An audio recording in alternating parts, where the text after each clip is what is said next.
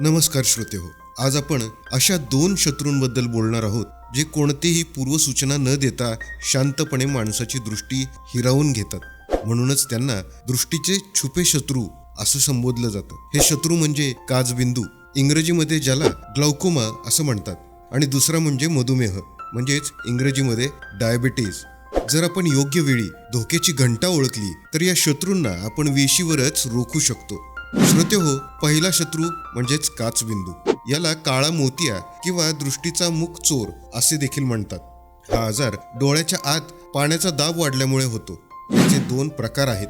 एक वेदना विरहित, यात रुग्णाला काहीच त्रास होत नाही, पण त्याची बाजूची दृष्टी हळूहळू नष्ट होते. आणि सर्वात महत्त्वाचं म्हणजे यात गेलेली दृष्टी पुन्हा कधीही परत येत नाही. दुसरं म्हणजे वेदनादायक. यात अचानक डोळ्यात तीव्र वेदना होतात, डोळा लाल होतो आणि उलट्याही होऊ शकतात.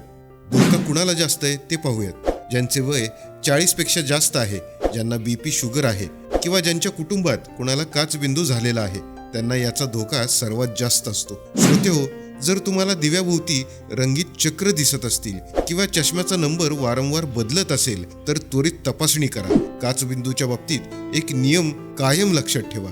याचे औषध म्हणजेच आय ड्रॉप्स आयुष्यभर टाकावे लागतात. जशी आपण BPची गोळी कधीही बंद करत नाही, तसंच हे थेंब डॉक्टरांच्या सल्ल्याशिवाय कधीच बंद करू नका.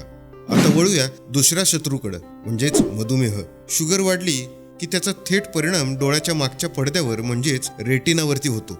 श्रोतेहो, हा नियम मनाशी पक्का बांधून ठेवा. ज्याला मधुमेह आहे त्याने वर्षातून किमान एकदा डोळ्यांची संपूर्ण तपासणी केलीच पाहिजे, मग त्याला दृष्टीचा त्रास असो किंवा नसो. आपल्या आशाताई या रुग्णांना शोधून त्यांना वेळेवर आरोग्य केंद्रात पाठवायचे मोलाचे काम करत असतात.